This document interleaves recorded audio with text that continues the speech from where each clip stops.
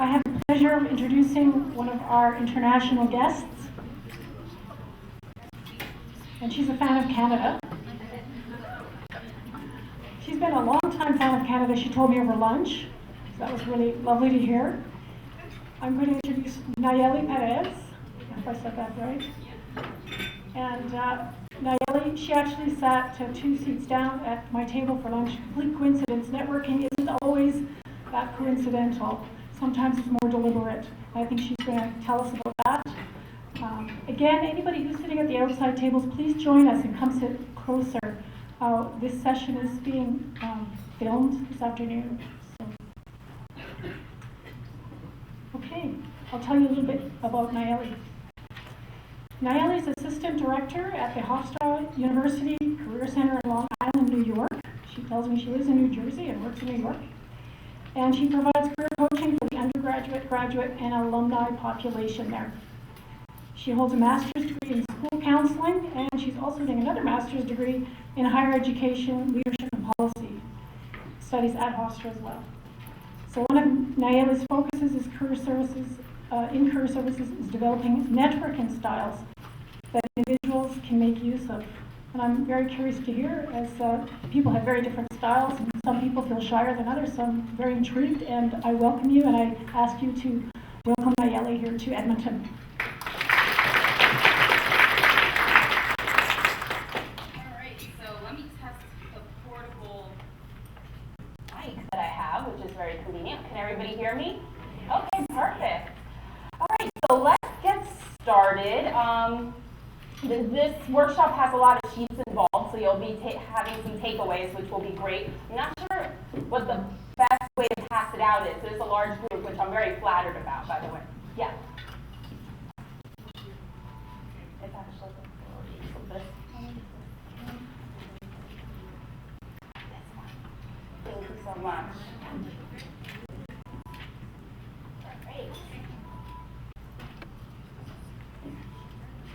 Great, so let's get started.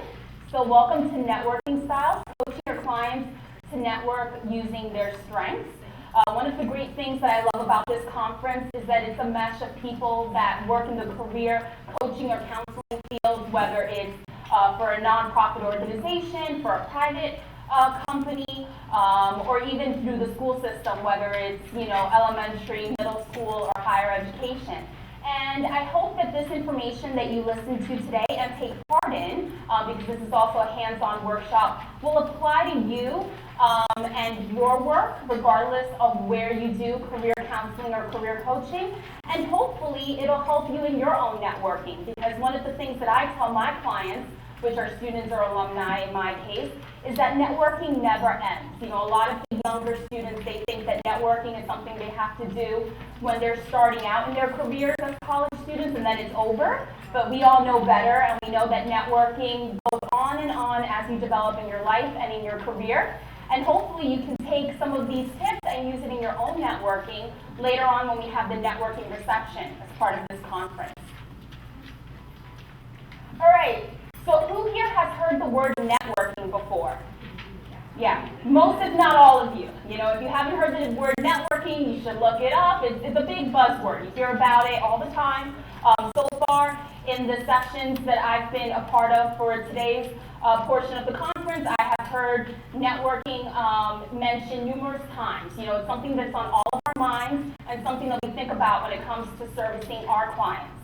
So, like Lemika mentioned, I work at Hofstra University, and as part of my job, I usually visit a lot of the classes, the undergraduate classes primarily, to tell them about the services that we provide at the Career Center. And when I bring up the whole topic of networking, the first question I'll ask is, who here has heard of the word networking before? And of course, most people raise their hands because they've heard the word networking before. And then after that, I'll ask them a second question, which is, can anybody here tell me what the word networking means? And this happens.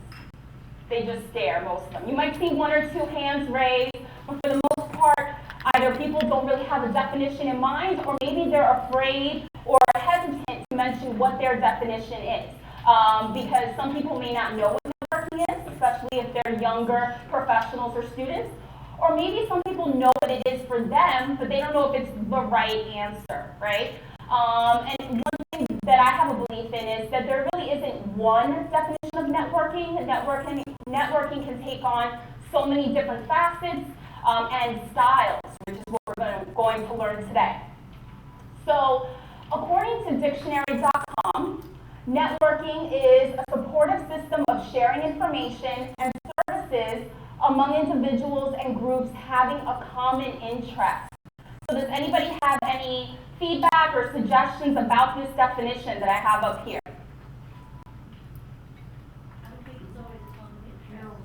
Okay, so that's good. So could you elaborate more on that, Darlene? Well, I think if you're networking, you begin to know people from all walks, careers, ages, life, whatever. And you may not even have some of the same interests, but you're starting to share. Yeah, exactly. So that's great feedback, Darlene. So yeah, how about you? Social media. Social media is a big part of networking. This definition doesn't mention it specifically, so that's a good feedback. How about you, Wendy? Yeah, I'm just thinking sharing is important here. It's, Mhm. it's reciprocal. So gathering some, important information and sharing and give and take, right? So giving that. So that's partly there, but I like the word reciprocal in there so that the person's not just thinking they're in to take, they're giving. Exactly. Give and take is very important. That's key. How about you? I'm going to say relationship building. You know, when I talk to my clients, I basically say building relationships. Yeah, that's also important, building relationships. It'll be interesting to see what style you have of networking when you take the assessment. Does anybody else? Oh, okay. How about you?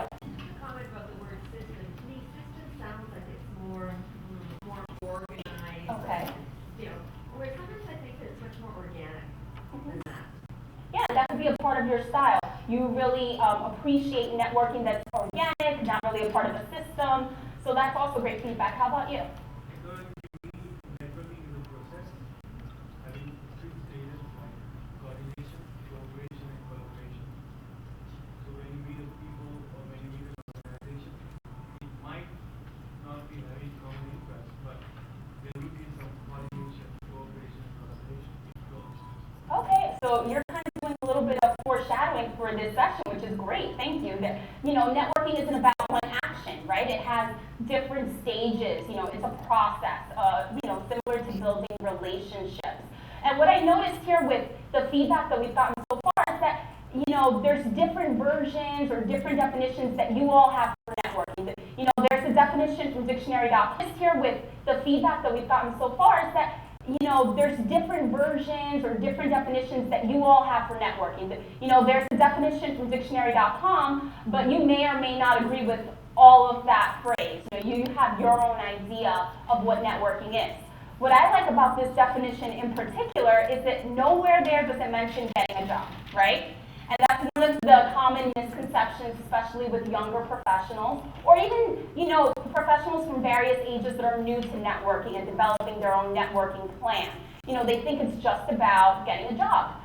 And that could be a possible end result of your networking, but in its essence, it's really about how you build relationships, how you share information, how you get information. And like Darlene mentioned, it doesn't even have to be from people that are in your industry. It could be from people that are in other industries, other walks of life, that can add variety to your information database. All right, so why networking? And that's something that I have to, for lack of a better word at this moment, drill into students' heads. Networking is a buzzword. Some people may know what it is, but it's harder to get clients to really commit to networking and building it as a practice. So would anybody like to offer any suggestions as to why networking is beneficial? Beneficial period, beneficial for job search. I think It could be for anything. so many reasons. I think that something that you want to either buy or gather information from, it's so much better if it's been recommended, right? So if you have a recommendation and somebody can provide some For lack of a better word at this moment, drill into students' heads. Networking is a buzzword. Some people may know what it is, but it's harder to get clients to really commit to networking and building it as a practice. So would anybody like to offer any suggestions as to why networking is beneficial?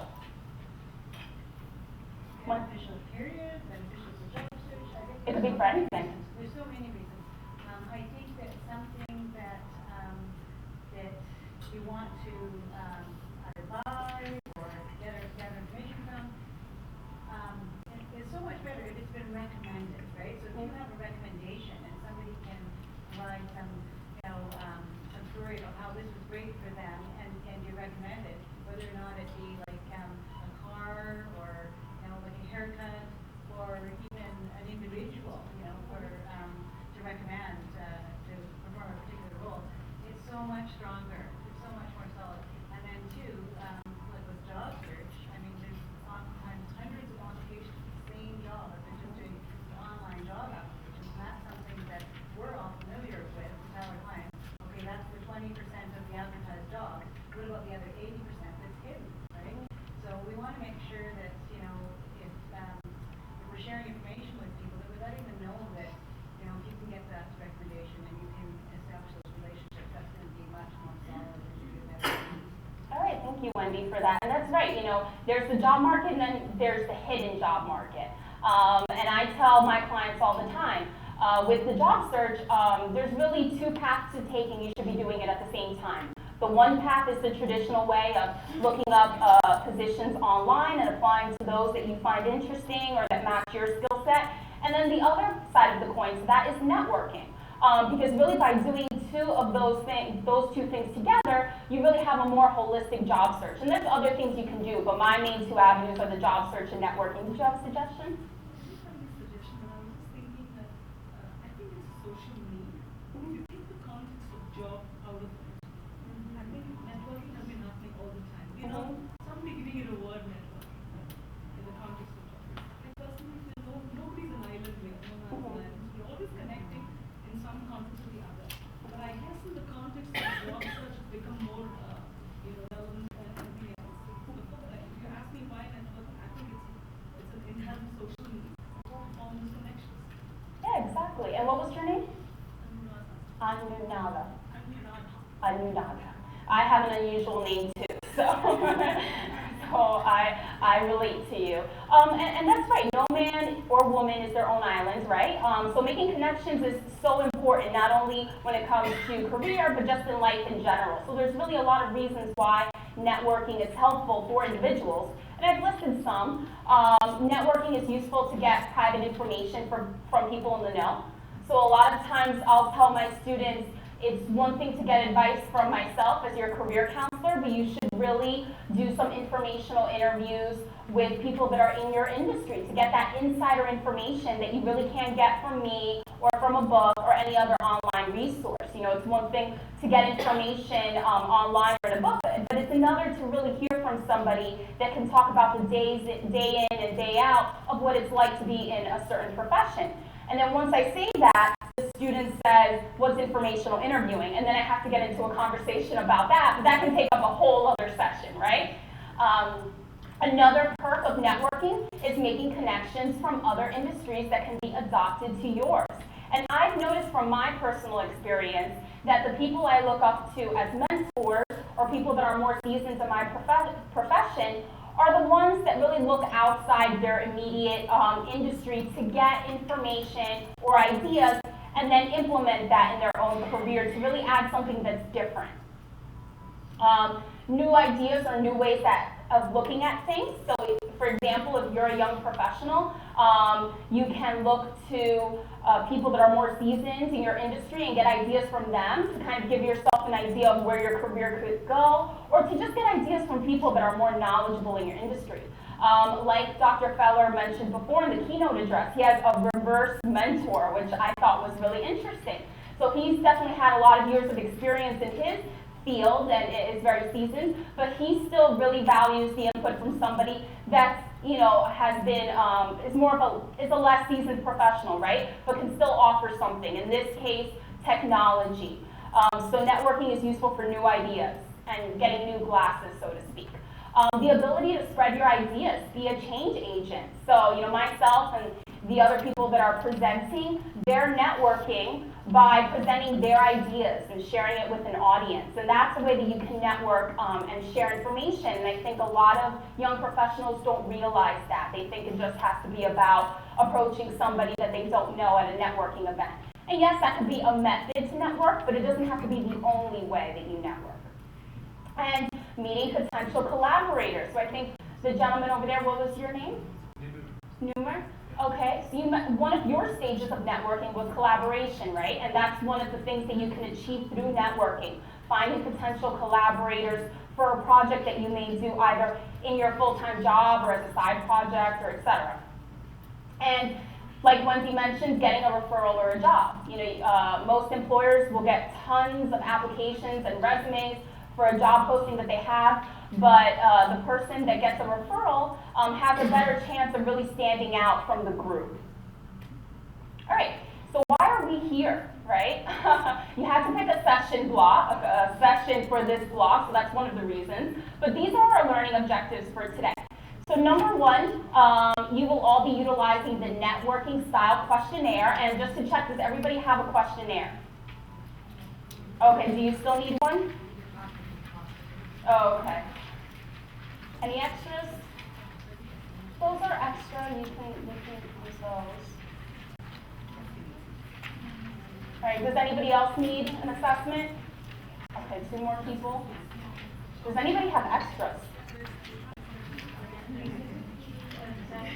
Yeah, there's the assessment, the sheet with the 4 styles, and a stapled sheet with networking tips. Yeah, basically those 3.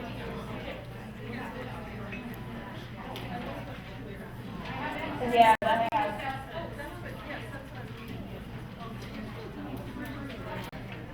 Thanks, Paula. Oh, do you need one as well? You all need, okay. Does anybody have 3 extra? The 3 ladies in the back right need some as well? I have assessment. Who needs an assessment? All right, so there's different ways that you can network. What are some of the ways that you network? Somebody before mentioned social media. That's a big avenue to use for networking. LinkedIn, that's huge. Right, attending professional events, networking events, that's another great way. So those are all good suggestions as to how to network. So I've come up with a list, career fairs. So at the beginning of today, we saw the picture and the keynote speech of the Beijing Career Fair, and you can see it was packed, right? A lot of career fairs are. And that's something I tell students all the time. They think that just because a career fair isn't advertising a position that applies to what they want to do, that there's no reason to go to a career fair, and I completely disagree. At a career fair, you can meet people from various companies and find out about what they do, or find out about positions in the hidden job market. A student that I know, he was talking to a representative from a hospital near Hofstra University, and he was in marketing. And through talking with that representative, he found out about a marketing internship that wasn't even posted because they just hadn't gotten around to it yet in their schedule. And if he would have just gone by what was posted in the list of advertised jobs in the career fair, he might have missed out on a very important conversation. Professional associations, right? So we're all networking, we're all learning as part of being in this conference and the CDAA. Events and panels.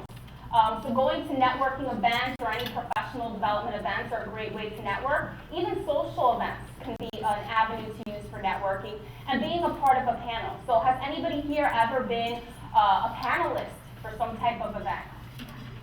A few of you, myself included. And that's a great way to not only share your knowledge with the audience of that panel event, but you can also network with your fellow panelists as well and share ideas or just get to know new people. LinkedIn, so that's a huge one, or other social media. Some people use Twitter or Facebook or whatever, or even Instagram to network and show off their expertise and what they have to offer. There's a famous, I forgot her name, but I'm going to go to one of her events coming up. She's a Canadian fitness expert, and she got famous through Instagram, through posting her exercise routines on Instagram. So it can happen. You know, if you think out of the box, you can use really any social media outlet to network and also promote your services. Canadian fitness expert, and she got famous through Instagram, through posting her exercise routines on Instagram. So it can happen. You know, if you think out of the box, you can use really any social media outlet to network and also promote your services. Informational interviews. So that's something that I really have to educate my students about when I talk to them about networking. Informational interviews are a great way to find out information from somebody that's in an industry of interest, and also to build connections. So they're a really good tool to use for networking. Volunteering. So who here volunteers currently or has in the past few months? Right? So a lot of you volunteer, and that's one thing I've noticed about Canada. I think Canadians, at least from my vantage point, are really big on volunteering. And that's a great way to not only give back to the community and have an impact on your community, but also to meet other people that have the same beliefs as you or have the same causes that they care about. And I have found that that's the way that people that like to develop organic relationships in their networking go about it. They'll meet people that share the same interests or causes. Meetup group, has anybody here ever used meetup.com? So I've used it before. And Meetup usually features a lot of groups that are social in nature. For example, a lot of people that are new to an area will go to meetup.com as a way to meet other people and develop friends in the new place that they live. But also meetup.com has a lot of groups that are geared towards an industry or professionals in general. So that's a great way to network as well. Writing a blog. Does anybody here write or has written a blog entry? I do that myself through my position at Hofstra University. And that's one of the ways in which you can share ideas, especially if you're the type of networker that isn't likely to really introduce yourself to people that you hardly know or don't know at all. So people that are a little more reserved and not as extroverted can share their ideas and still network by writing a blog, for example. Asking for resume feedback from a professional. So at my position at Hofstra, every semester we have 3 events where alumni from the business school come in for an evening and they critique students' resumes or provide mock interviews. And a lot of students think or make the mistake of thinking that if their resume is up to date and they feel that their interviewing is great, that they don't need to go to this event. And I disagree with them, as I usually do, or at least help them see things in a new light. I tell them, and something that I've seen is that the most successful students that I've come across use these events not only to continue to get feedback and ideas from different professionals, but also to network. And a lot of the most successful students that I've seen have gotten word of internships or full-time positions from going to these events, and not only that, but going to them consistently at least once a year or once every semester. So a lot of young people or people that don't network a lot don't realize that getting feedback from a professional may not look like networking in the traditional sense, but is in fact a way you can network. And presenting. So this is very metaphysical or whatever you want to call it, but I am networking by presenting a workshop about networking. Right? So that's kind of like Inception, like a frame within a frame. But by presenting, you're presenting information, you're also getting to know different people, and that's a way you can network. So if you or your client has a strength that's about presenting or sharing information in front of an audience, or even wants to get rid of stage fright, like I did in high school by joining the drama club, that can be a way that you can network. So it's all about how you spin it, and it's all about your perspective. All right, what's your networking style? So if you think networking is just about awkwardly starting a conversation with a stranger, think again. All right, one of my students, now alumni, he started a website called Mustache Stories. And if you read my little entry for one of the latest newsletters, The Connector, I mentioned that a little bit. So this student, now an alumni, he started this website. It's really great. And it's a website that features social entrepreneurs. And that's, a niche. Social entrepreneurship isn't really an industry that's as established as other industries. And the organizations or people that are involved in social entrepreneurship don't really have a lot of internship opportunities because they aren't as structured. A lot of them are nonprofits. So this student, he wanted to get to know professionals that were in that niche that he was interested in. However, as he told me, he's not really the type of person that's going to go to a mixer and introduce himself to people that he doesn't know. So what he did instead was start Mustache Stories. So by having this platform of this website, he was able to, in his own way that was comfortable to him, approach social entrepreneurs, tell them about this website, and have them, do an informational interview to be featured on this website. And if you go to it, I think it's mustachestories.com. I'm one of the first interviewees, and part of it is that at the end of the interview, you take a picture with a mustache. So I am on that website with a mustache on. So I just really loved that story because it was a creative story, and it also shows how people can really take networking into their own hands and use their strengths, instead of having to feel like they have to really be uncomfortable or do things that aren't really playing to their strengths when it comes to networking. You really can take a variety and do many different things to connect. All right, so what if you can network in accordance with your strengths in a way that's most comfortable to you? That's what we're going to find out. So now we're in the portion of the networking styles assessment. So with your assessment, you will see that there's a listing of 36 statements, and you might have already started. So for each statement, you're going to put either 9, 6, 3, or 1, depending on how that statement relates to you. So if the statement describes how you always are, then you could put a 9. If the statement describes how you are not all the time but often, you could put a 6. If the statement is occasionally true to you, you could put a 3. Or if the statement doesn't really describe you at all or describes how you are in very rare instances, you can put a 1. So you're going to put your score for each of those statements, and then when you look to the back, you will see that there's a scoring type of grid. So this is where it can get kind of complicated for some people. At least it did for some of the students that I've worked with this assessment. So you'll see that each box is numbered with the question number, and you will put your score for each question, and then you will add up the rows. And whichever row has the highest number will show your networking style. So I'm going to give you a few minutes to work on that, and then hopefully you will all know what your networking style is.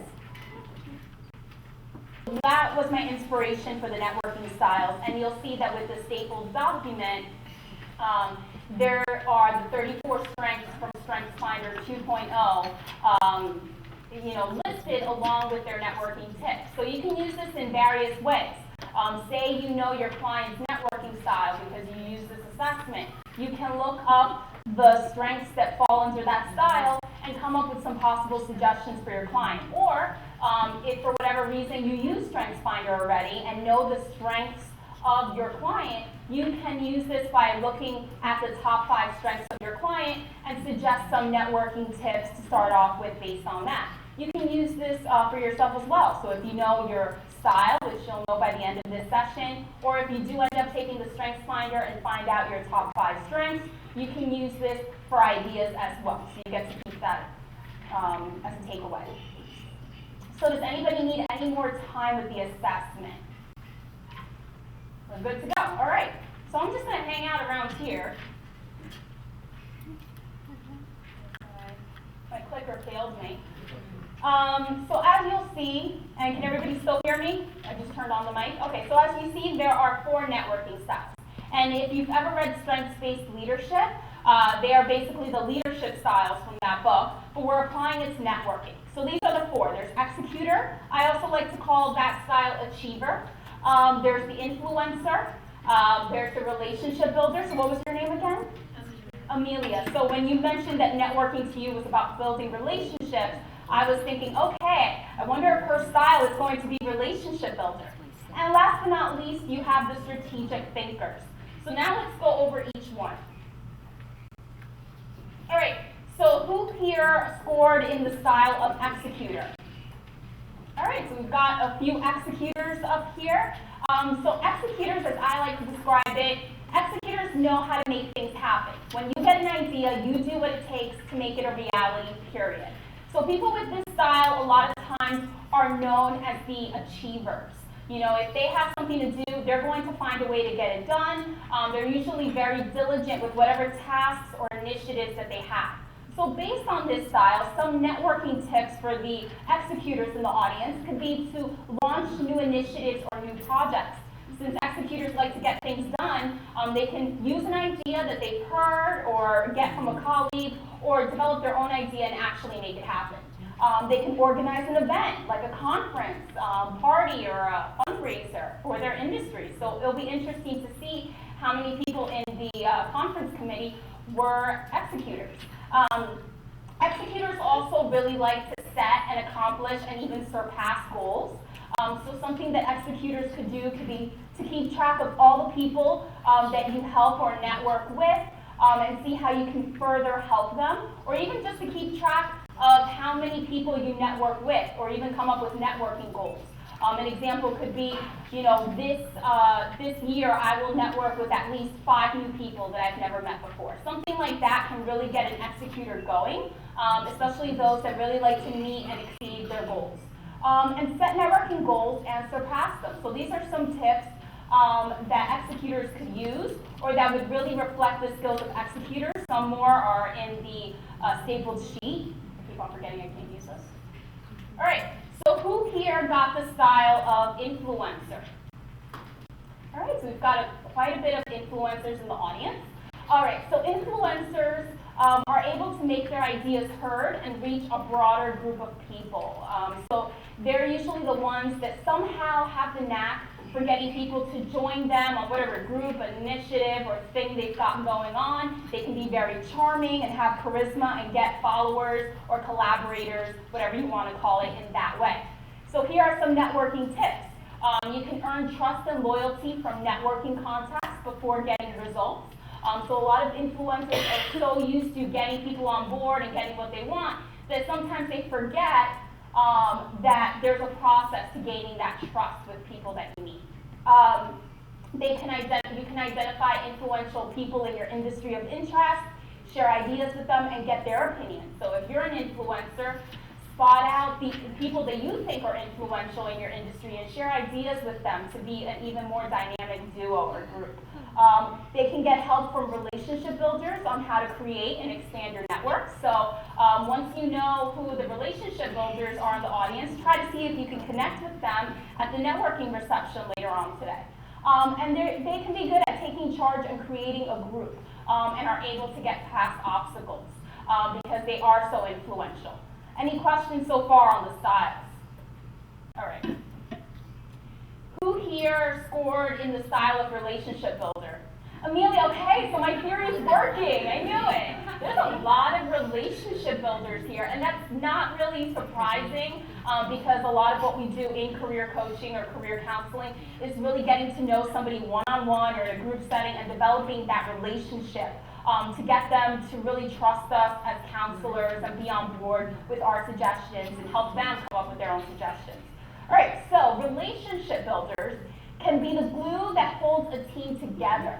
They have the capability to create effective groups due to your ability to develop relationships and make collaborations. So influencers and relationship builders really have that same knack of being good in creating groups, whether it's in a formal setting by actually having a legit group like a professional association or networking group established, or even in an informal setting, like just getting different people together and connected. Influencers and relationship builders are really good at that, but from different vantage points. So the influencers will be the ones that can really corral people together and get them on board. But then there has to be that relationship builder that keeps the harmony and keeps everybody, connected. And that's what the relationship builders can do. They're also good at welcoming newcomers. So with every association, especially CDAA, there's newcomers, right? If you ever read the newsletters, they announce who's new to the group or who just got their credentials. So every association really has that person, whether it's formally or informally, that welcomes the newcomers in different ways. So here are networking tips for relationship builders.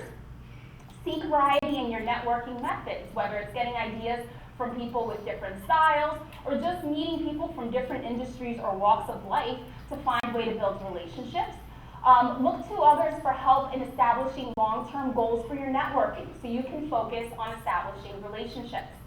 So a lot of times relationship builders are so good and so focused on making that initial contact and developing the relationship that sometimes they forget the strategy in all of it. So I know not everybody's a fan of strategy, but I'm a strategic thinker.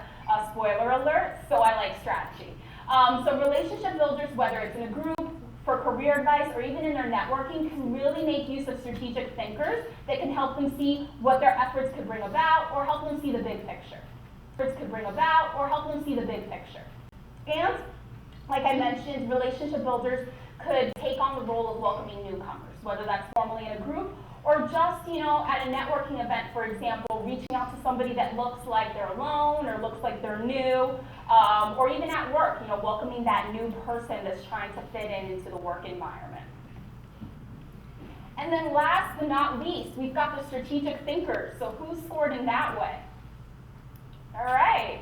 So this happens a lot. Whenever I work with people that are in the helping profession, you're less likely to see strategic thinkers, more likely to see relationship builders. And that just goes along with the stereotypes and the majority of the tasks that are involved in our field.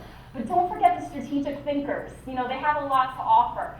There are people, hidden or maybe not so hidden in our industry that like to really think and be behind the scenes and come up with new initiatives or even come up with ideas of what could be, right? I don't know if Dr. Feller is here, but I have a feeling he would probably be a strategic thinker. That's just my hunch. I could be wrong, right?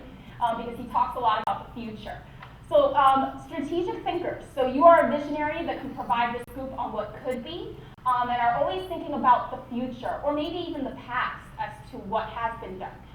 You can provide the inspiration to produce better and newer things and even people. All right, so some networking tips for the strategic thinkers. Analyze and comment on other people's ideas and work.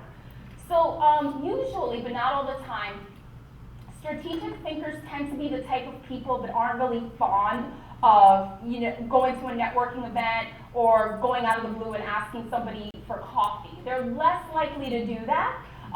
So strategic thinkers can really use their strength by making connections in other ways, whether it's sharing ideas in a presentation, sharing ideas on LinkedIn, so just maybe sharing an article, or joining a LinkedIn group and sharing feedback and articles that way. Another tip is expressing your thoughts through writing, one-on-one conversations, group discussion, or presentations. So that's a way to either on a small scale or a large scale connect without having to really use those extroverted, stereotypical types of networking. Connect with visionaries in your field. So strategic thinkers can really get a kick and really get energized from connecting to other people in an industry that they're in or in another industry that's talking about the future, or coming up with new ideas, or being innovative. And you can supply them data to back up others' ideas and bring structure to them. So for example, if you know of somebody or see that somebody either in a public setting or on social media or in the work setting comes up with a new idea, a strategic thinker can really build a connection by bringing up the data or the possibilities of where that idea could go. So that's the last style. Any questions on the networking styles? Yeah?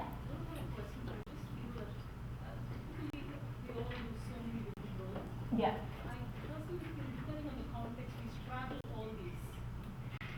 Different styles. Mm-hmm. Yeah. You could be a strategic thinker in a certain context, and you may, necessarily you may need to even use your influence in a different context. Really speaking, I don't know whether one is a particular favorite. Yeah, I mean, that's true. Ideally, you can really get ideas from all four styles to come up with a holistic way to network. But depending on your viewpoint, maybe one of them sticks out to you. Or maybe you notice, oh, the influencer really sounds like me. I think that's my strength. But I can use the other styles to really add a variety to how I network. Yeah, so that's absolutely right. Did you have a question? Oh, no, I just had a comment to make. I think it relates similarly to our different personality preferences. And so as much as we might lead one way or another, we can, I think, learn to utilize different strategies, different strengths, and learn from different types as well. So, yeah. Exactly. It might be more, primarily more leaning one way or another. But that's how we collaborate. Exactly. So great feedback from the both of you.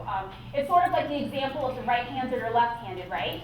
So if need be, you may use your right hand for some things, you may use your left hand for others. For example, I'm a right-handed person, but I drive with my left hand. I hold my purse on my left shoulder, but I'm right-handed, right? But that doesn't change the fact that I'm right-handed. So depending on the person, you may see that one of these styles is really your preference and sounds a lot like you. So that might be your primary style that you really naturally gear towards. But then depending on your comfortability, you might decide, you know what, I'm going to try to venture and use the other style. So I'm going to come up with new ideas and talk about what may be. Or, even though I don't usually present, I'm going to present. Or even, you can look to other people that really exhibit the other styles and get ideas from them, right? So for example, strategic thinkers, they tend to be so focused on thinking of what could be that they kind of forget to get things done sometimes, or they leave it to the last minute, or they don't particularly enjoy it.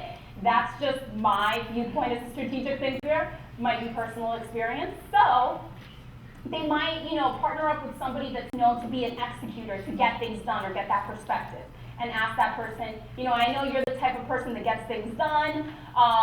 Can you really tell me how I can take this idea off the ground, or tell me how I can achieve this goal in small, measurable steps? So this really opens the pathway to networking with your strengths, but also seeing how you can collaborate with others, which is really part of the essence of what networking is. Any other suggestions or questions? Yeah. What you were saying also reminds me of learning about six-hat thinking, that you have a strength, as you're saying, but I think sometimes depending on the situation, you do need to think differently at that time based on depending on what you're doing, whether it's something quite serious in your life or something more, you're out with your girlfriend and you're going to go for dinner type of scenario, or deciding on a career path or going down to school or whatever it is. Yeah, exactly. So, depending on the situation, we may have to flex our preferences and think outside of the box and outside of our comfort zone to be more holistic networkers. That's great. So we've got 7 minutes left. Time flies when you're networking and talking about networking. So let's get to the stages. All right, so in the book Strengths-Based Leadership, there are the followers four basic needs. So in a nutshell, according to this book, there's certain things that a leader has to exhibit to really gain that leadership from their staff or collaborators. And they're trust, compassion, stability, and hope. So basically, I took those steps and morphed them into the 4 stages of networking. Rapport. So that's when you first make that initial contact or meet somebody or connect to somebody, whether it's in person or through a virtual means. It's really how do you get that spark of a connection going. And depending on your personality or your style, there might be certain preferences that you have, whether it's going up to somebody and introducing yourself, or for example, with relationship builders, they may meet somebody and immediately or naturally find commonalities with that person to establish a relationship. The next is trust. So in order to get results, whether it's making an impact on the other person or getting some kind of help, job referral, or even relationship or connection with your networking contact, trust has to develop. So one of my students gave advice to students through a panel, and he said one of his tidbits of advice was don't be a hit and run networker. There's people out there, they meet somebody or they go to a networking event and they're just like shaking hands and introducing themselves, and they develop no trust, no connection. So the second stage of trust is key. Consistency. So, you can have the trust and really gain that connection, but if you don't have some sort of consistency, whether it's following up every so often, depending on the connection and relationship, then it's just going to wither away. So consistency is important as well. And results. So after you've gone through those first 3 stages, developing rapport, establishing some kind of trust, developing some sort of consistency, then that's when you can get results. You can't meet somebody at a networking event and expect that you're going to get some results or have some kind of impact on that person, or expect that that person will automatically have an impact on you. I mean, that does happen sometimes, but usually it really takes these stages to develop some kind of deeper networking connection. And that's what people can start thinking about, and something I tell my students. It's not just about that first connection. If you really feel like this contact can have an influence in your career, whether it's somebody to collaborate with, get ideas from, or even have as a mentor, then you really need to go through these stages to establish that. Any questions on the 4 stages of networking? All right, so I outlined some ideas based on your style for establishing rapport. So for example, executors, since they like to achieve goals, they can periodically, whether it's every day or every week or every month, put one connection relationship goal on their list of things to do. So that may mean, once a month I will reach out to my LinkedIn contacts that I'm closer to. Or it could be, once a month I will go to at least one networking event. Or I will post one blog once a month. Whatever it is, executors can really start developing that rapport by using their strength of setting and accomplishing goals. Influencers, since they like to use their charm and get people on their team, they can appreciate and point out the strengths and accomplishments of themselves and others. So, depending on the connection, they can introduce themselves by talking about things that they're currently doing or causes that they're currently a part of, or they can start a conversation by reaching out to somebody at an event and say, you did a really great job on that presentation. Can you tell me more about this topic? So by focusing on accomplishments, that's a method that influencers can take. Relationship builders can try to establish significant and lasting relationships by finding points of commonality. So I've noticed that relationship builders are really good at that. So Amelia, you may not know that you have this hidden talent. A part of how they develop relationships is to find out what they have in common with this other person that may seem, like they're from different walks of life to really develop those relationships. Strategic thinkers, when they're contacting people or getting to know somebody, whether it's in person or virtually, can ask, the person about their dreams and goals for the future. That could be a way that they start their, conversation. Whether it's, once it gets deeper into the conversation, what initiatives do you have plans for the next year? Something like that, depending on the connection, can be a way that a strategic thinker can use their strengths in conversation to develop rapport. Then trust.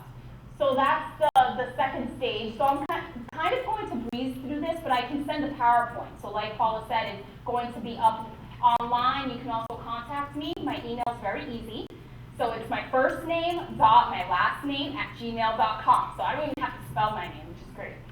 So for example, with trust, so before we wrap up, does anybody have any last questions? Time flew by. I really enjoyed this.